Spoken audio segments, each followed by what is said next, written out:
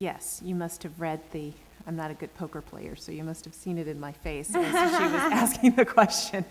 We absolutely have to be sensitive to the current economic climate and use good business judgment. However, I think we would all agree that we as women tend to be more reticent than our counterparts, male counterparts, in asking for salary increases when we think they're deserved, in asking for that promotion or asking for that role change. And so I would absolutely say that we need to feel responsible and confident in being able to be much more aggressive. I'll share a personal story. I transitioned into the role of Accenture's U.S. Human Capital and Diversity Managing Director as of January of this year. I was asked to do that. And normally I would have just said, yes, great, be thrilled with the opportunity that I was tapped. However, it was very important for me to keep a foot in the marketplace, to keep serving our clients, which is very integral to what we do as a business. And I said, for the first time, I felt like I was saying yes, but it's important for me to do this. And I need your help in supporting me to be able to have really dual roles.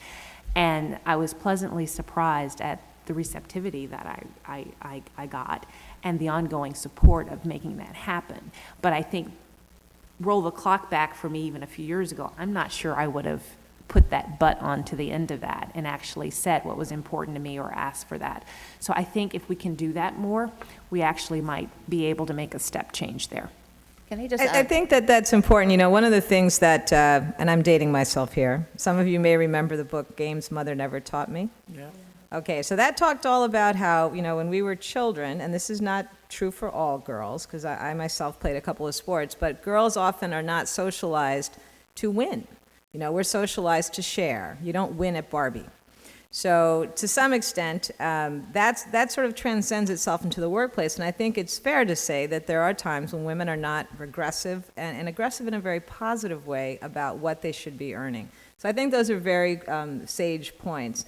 And Ainesh, I know you wanted to add something. Go ahead. I just wanted to echo that, and you mentioned one specific word when you were asking the question, which is negotiate. I think for women, they specifically need to actively negotiate and benchmark. So as it relates to the actual current environment, having a perspective as to, okay, what actually am I making, and looking at the overall package. So maybe not only the compensation side of it, but also what's my new platform, what are the resources at my disposal, who's my sponsor champion, and looking at that across the board, and then sort of saying, okay, now how does this compare relative to my peers, both male and female? And so on a compensation level, maybe everybody is down, but the platform has actually accelerated where I'll be going forward.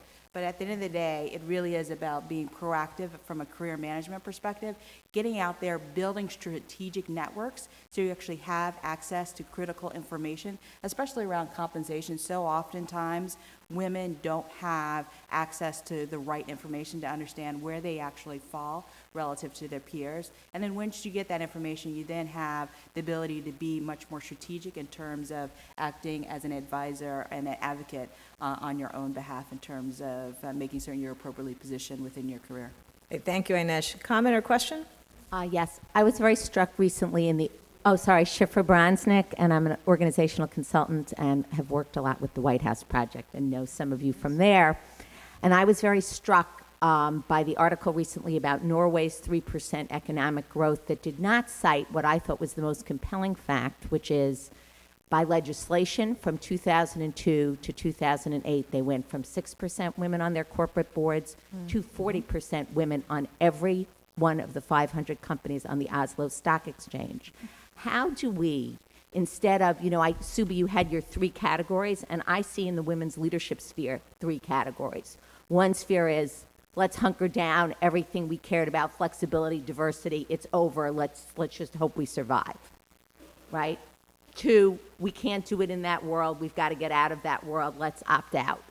But I think for all of us, there's a very big space, not only to negotiate the kinds of things that you were speaking about in terms of visibility, opportunity, promotions, more money, but to really negotiate with our companies around this issue of how many women, as they step up and be more strategic, as you were saying, Suba, how many women, as a result of that, and the contributions they're going to make that I hope are going to be made visible, both for them as individuals, but also for women as a group, how do we get this opportunity to negotiate with companies to require them not only not to desert the diversity agenda, but to move on the research that many of the groups here have sponsored, which shows women add to the bottom line if they are on boards and in senior leadership posts. Thank you. And you raise an interesting point. I think, is there anyone here from the DeVos Foundation? There was we were also participated in a panel that was sponsored by NCRO, and I think that at that time the statistic was that there are 80 to 100 nations where there are requirements around the representation of gender within the public sector. So, panelists, thoughts about that? I know that you all have the opportunity to meet with your executives. The consideration of increasing representation, and to see that become something that has more headwinds versus tailwinds. Suba? I'm probably a bit of a contrarian here, but I will tell you, if you looked at the boards of some of the biggest financial services companies, even those that had women on their boards, the question that begs to be asked is, were they the best informed? Were they the right women?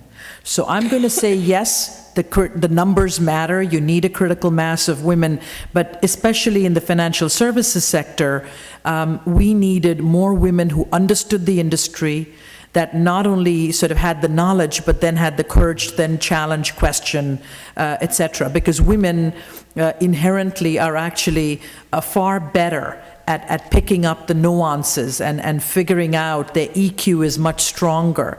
But if you don't have the knowledge about the industry, it can absolutely, and I could rattle off a number of examples, but I won't, but you can go back and look at the news wires and you will know those women that were on Merrill's board, women that were on the Bank of America board that are now stepping down because when you really looked at their qualifications, perhaps they did not match up to what the job demanded. I think it's a great, great insight. One of the things that's positive is among the two women on Citi's board is Ann Mulcahy, and she's become a cultural force at Citi in the wake of all of the challenges. And I think someone just incredibly admirable. She's come in several times to talk about the arc of the turnaround, things that she did at Xerox to change culture. So not only is she a highly respected board member, but has also come in to really support the culture. So that's an example of, I think, very positive.